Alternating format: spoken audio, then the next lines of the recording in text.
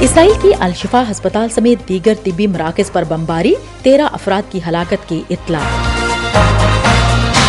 امریکہ اور کئی عرب ریاستوں سمیت 50 سے زائد ملکوں کے نمائندوں کی پیرس میں غزہ امدادی کانفرنس میں شرکت۔ چین میں سرکاری بینک کے سابق صدر کو رشوت ستانی کے جرم میں عمر قید کی سزا۔ وائس آف امریکہ واشنگٹن سے اہم خبروں کے ساتھ سعدیہ زیب رانجھا۔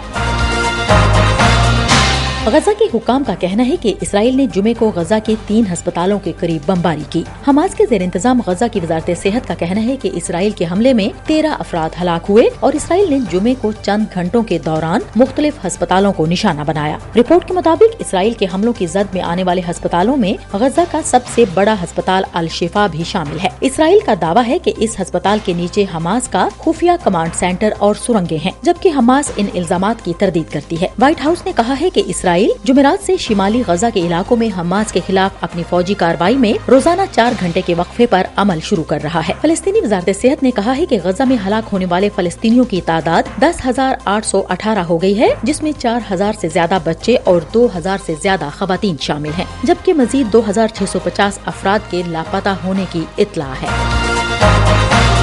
ہم وائس آف امریکہ واشنگٹن سے آپ سے مخاطب ہیں۔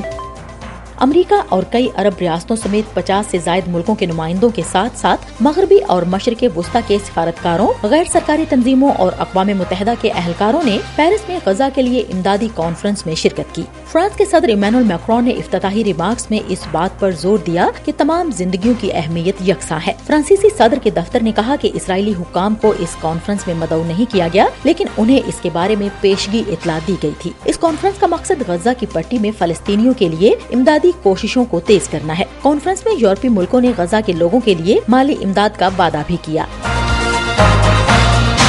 سعودی عرب کے ولی عہد شہزادہ محمد بن سلمان نے جمعے کے روز دارالحکومت ریاض میں افریقی ملکوں کے ایک سربراہی اجلاس کے دوران غزہ میں جنگ کے خاتمے کا مطالبہ کیا۔ ولی عہد شہزادہ محمد بن سلمان نے افریقی رہنماؤں کو مخاطب کرتے ہوئے کہا کہ ہم غزہ کی پٹی کو فوجی حملے، شہریوں کو نشانہ بنانے اور اسرائیلی قابض حکام کی جانب سے بین الاقوامی قوانین کی خلاف ورزیوں کی مذمت کرتے ہیں اور اس جنگ میں فلسطینیوں کی جبری بے گھری کو روکنے کی ضرورت پر زور دیتے ہیں۔ ہم وائس آف امریکہ واشنگٹن سے آپ سے مخاطب ہیں۔ مقامی ذرائع ابلاغ کے مطابق جمعرات کو مبینہ طور پر ڈرون حملے کے بعد عراقی کردستان کے علاقے اربل میں امریکی فضائی اڈے پر اسلحے کے ایک سٹور کو آگ لگ گئی۔ رپورٹس کے مطابق آگ اس وقت لگی جب 2 ڈرونز کو حریر ایئر بیس کی تنصیب سے ٹکرا دیا گیا۔ ایران کے حامی ایک ملیشیا گروپ نے اس حملے کی ذمہ داری قبول کی۔ رپورٹ کے مطابق امریکی فوج نے اکتوبر میں اس اڈے کو خالی کر دیا تھا۔ عراق اور شام میں امریکی اور اتحادی افواج کو گزشتہ دنوں متعدد بار نشانہ بنایا گیا ہے۔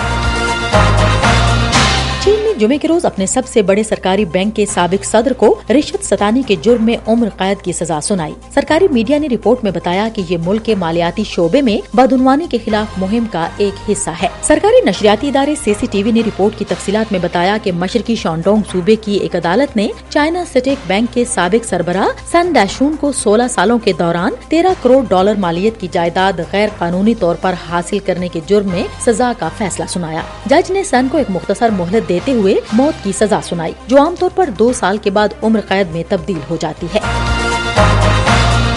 اور ایک برطانوی جج نے ڈیلی میل اخبار کے پبلشر پر غیر قانونی طریقے سے معلومات اکٹھا کرنے کے الزامات کو قابل سماعت قرار دیتے ہوئے عدالتی کارروائی آگے بڑھانے کا فیصلہ سنایا ہے، جس کے بعد شہزادہ ہیری، ایلٹن جان اور 5 دیگر شخصیات کی جانب سے اخبار کے پبلشر کے خلاف مقدمہ چلایا جا سکے گا۔ دعویٰ کرنے والے افراد نے ڈیلی میل کے پبلشر پر الزام عائد کیا تھا کہ وہ نجی تفتیشکاروں کو غیر قانونی طور پر گھروں اور کاروں کو بگ کرنے اور فون پر ہونے والی بات چیت کو ریکارڈ کرنے کے لیے ادائیگی کرتے ہیں۔ شہزادہ ہیری نے کہا کہ پبلشر نے غیر قانونی طور پر وائس میلز ہیک کر کے، لینڈ لائنز کو ٹیپ کر کے، فون کے بلز اور ان کی اس وقت کی گرل فرینڈ چیلسی ڈیوی کی فلائٹ کی معلومات حاصل کر کے انہیں اور ان کے قریبی لوگوں کو نشانہ بنایا۔